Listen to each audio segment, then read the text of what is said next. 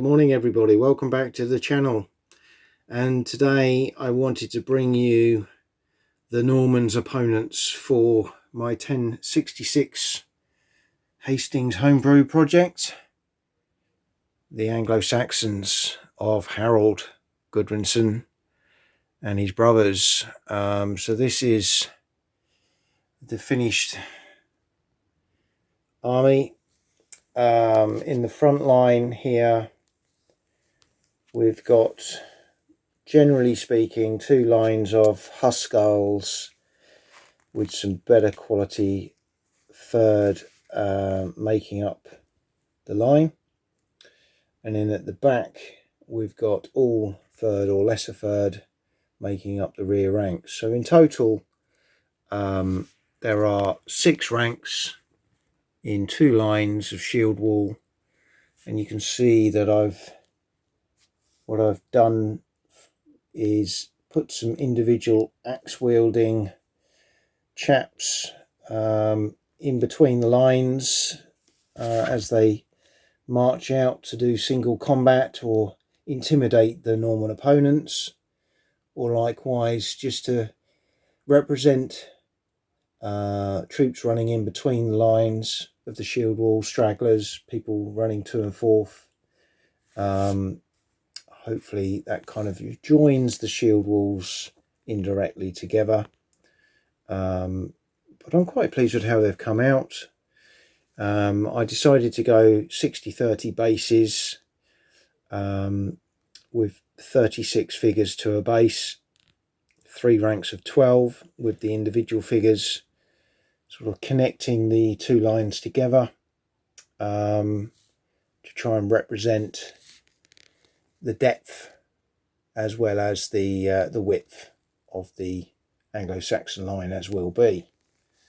So here we've got some of Harold's brothers. So we've got Gurth and we've got Leofwine, I think that's how it's pronounced, on the other flank. In the middle here we've got what I've used to represent Harold, which is a sort of mix of different troops and bodyguards with banners here, and over the other side we've got the other brother there as well. I've done a couple of very sort of skirmishy type archer type bases. Again, probably for Hastings itself I won't use those because I will represent the throwing of axes and handheld weapons from the lines within the bases themselves as part of my rules.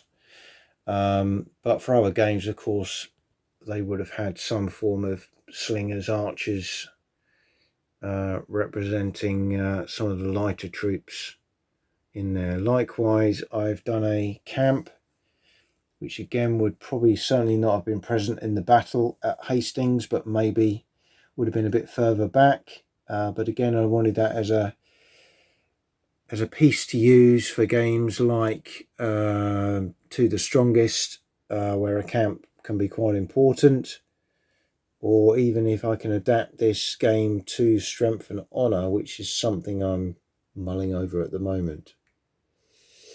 But hopefully you can get a scale for the length of the line. This little table that I use for board games, generally speaking, is 2.5 foot wide, and the line, probably when I do the Hastings game, the way I've done my basing and scale of forces will be about 2 foot wide, 60 centimeters, 2 foot and 10 bases wide, with a little bit of space on each flank. And I say it's about getting the depth of the base, depth of the line, and then there'll be some reserves and some off-table reinforcements that may arrive during the battle or not. Basing system exactly the same as the Normans, with the grit, the washes and the grass dampened down with the light tone wash, and then some tufts on those bases to just sort of make them pop. But I wanted to make sure it didn't look too green. This was October. It would have been muddy, cold, wet, boggy, and I've tried to go for a fairly neutral approach to my basing there, and this is exactly what's replicated with the Normans as well. But of course, a lot of these troops are exactly the same, painted in a similar fashion, but with the mixture of colours of shields, hopefully, and different coloured banners.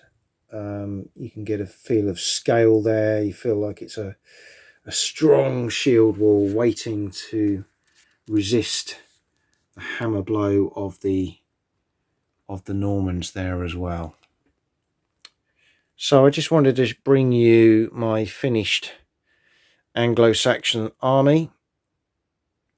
What I hope to do is set everything up, not exactly as my Hastings table will look, but just to give you a feel of both forces opposing each other, what they might look like on the table, and then I'm going to bring you a video of that in due course. But for now, hope you've enjoyed this very short showcase of my 1066